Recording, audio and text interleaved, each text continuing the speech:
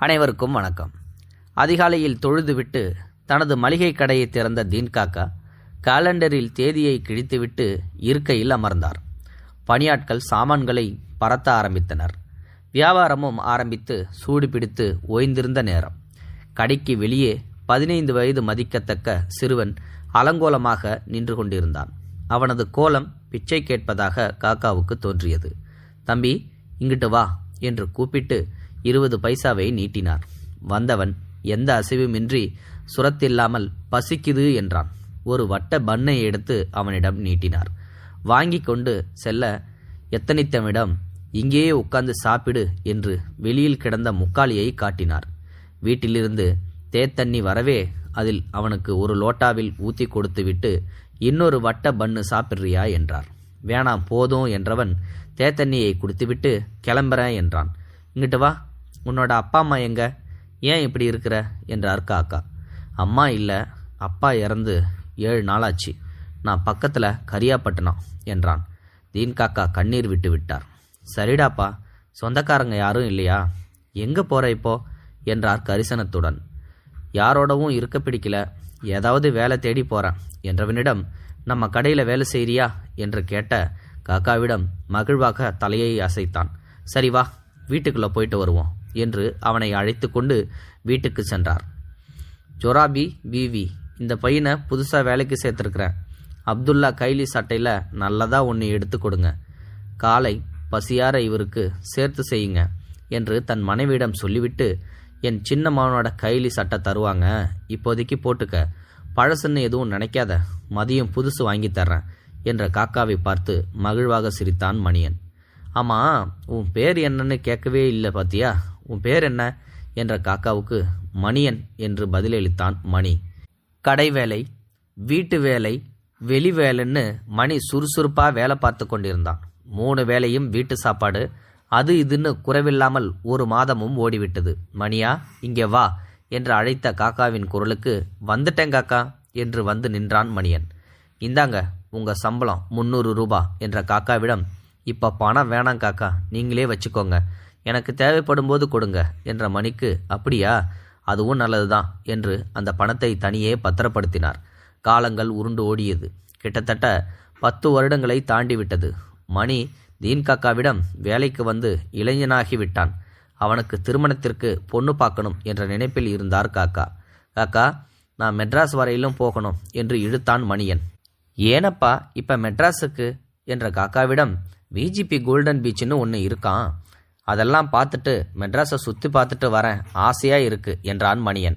உன் வாயிலிருந்து இப்போதான்ப்பா ஆசை என்ற வார்த்தையே வந்திருக்கு. சரி போயிட்டு வா, எவ்வளவு பணம் வேணுமோ வாங்கிக்க, ஆனால் பத்திரமா போயிட்டு வரணும். வெள்ளந்தியான புள்ள நீ, அதான் எனக்கு பயமாக இருக்கு என்ற காக்காவிடம், நான் என்ன சின்ன பிள்ளையா காக்கா, அதெல்லாம் நான் பார்த்து போயிட்டு வந்துடுறேன், நாளைக்கு ரயிலில் கிளம்பவா என்றவனுக்கு என்று அரை மனசாக உத்தரவு கொடுத்தார் காக்கா. மணியன் புறப்பட்டு சென்று இன்றோடு 10 நாளாச்சு. இன்னும் திரும்பவே இல்லை, எந்த தொடர்பும் இல்லை. தீன்காக்காவுக்கு கவலையாகிவிட்டது. மெட்ராஸில் அவருக்கு தெரிந்தவர்களை எல்லாம் தொடர்பு கொண்டு விசாரித்த வகையில் ஒரு தகவலும் இல்லை. அவரே நேரில் சென்று 3 நாட்கள் தங்கி மெட்ராஸிலேயே அலைந்து திரிந்து விசாரித்தும் பார்த்துவிட்டார். ஒரு தகவலும் கிடைக்காமல் ஏமாற்றத்துடன் வீடு வந்து சேர்ந்தார். மணியா மணியா என்று மூச்சுக்கு 300 தடவை கூப்பிடுபவர் ஊமையாகிவிட்டதைப் போல உணர்ந்தார். அவனது சேமிப்பு பணத்தை பார்த்து கண்ணீரே விட்டார். தான் கடனாளியாக போய்விட்டதாக அவரது மனம் ரணமாகியது. நாட்கள் வாரங்களாகி மாதங்களாகி வருடங்களாகவும் உருண்டோடியது. மணியன் திரும்பவே இல்லை.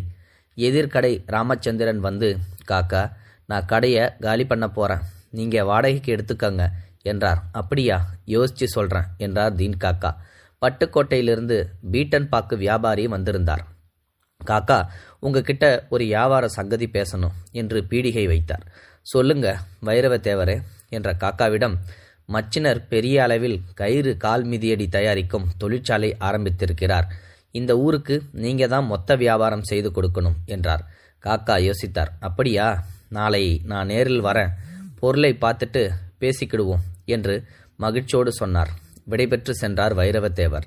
மதிய சாப்பாட்டிற்கு வீட்டிற்கு சென்றவர், ஜொஹரா பிவி, எதிர்கடை ராமச்சந்திரன் கடை காலியாகுதான், நம்மளை எடுத்துக்க சொல்கிறாரு.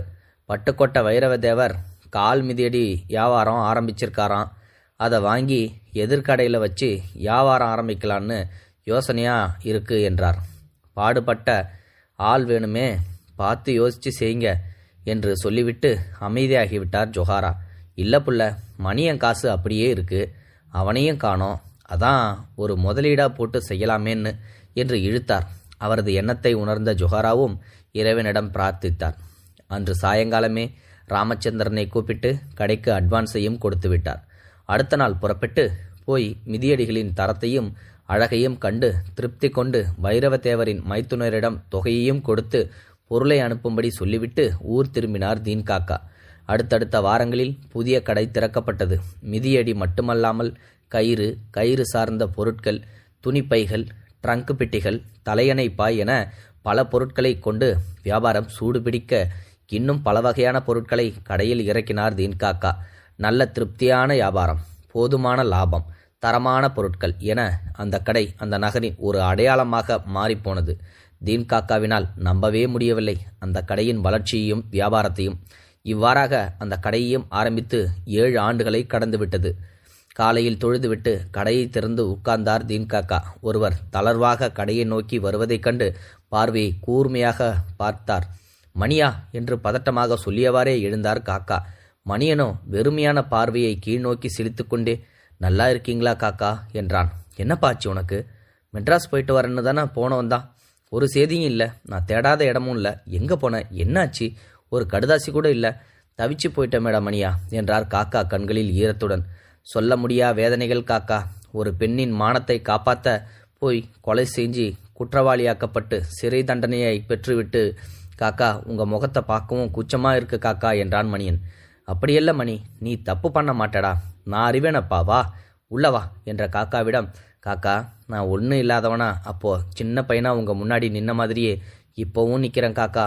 என் வாலிபம் சிறையிலேயே போச்சு, மானமும் போச்சு, உடல் வலிமையும் போச்சு, பசிக்குது காக்கா என்றார் கண்ணீருடன் மணியன். காக்காவும் கண் கலங்கி போனார். அப்படி சொல்லாதடா மணியா, நாங்கள் இல்லையாடா உனக்கு, இந்தா இதை முதல்ல சாப்பிடு என்று பிஸ்கட் பாக்கெட்டை கொடுத்துவிட்டு தேத்தண்ணியை லோட்டாவில் ஊற்றினார் காக்கா. தேத்தண்ணியை குடித்து ஆசுவாசப்படுத்தி கொண்ட மணி, உங்களை பார்க்கணும் போல தோணுச்சு, பார்த்துட்டேன், நான் கிளம்புறேன் காக்கா என்று மணியன் பேச்சை குறுக்கிட்டவாறாக, எங்கப்பா போற என்றார் காக்கா.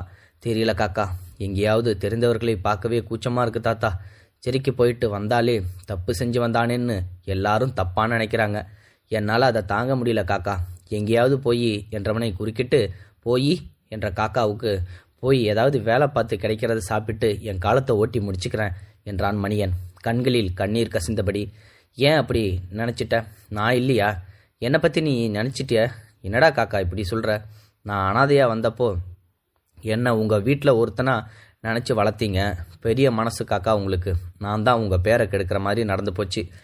ஊர் எப்படி பேசிச்சோ, மேற்கொண்டு உங்களுக்கு கஷ்டம் கொடுக்க மனசு வரல காக்கா, நான் எங்கேயாச்சும் போகிறேன் என்று மணியனை மறித்து, போ எங்கே வேணாலும் போ, அதோ அந்த எதிரில் இருக்கிற கடை உனக்கு சொந்தமான கடை, அதை விற்று காசை எடுத்துக்கிட்டு போ என்று காக்கா சொன்னதும் திகைத்து அவர் கை காட்டிய திசையில் நோக்கினான் மணியன்.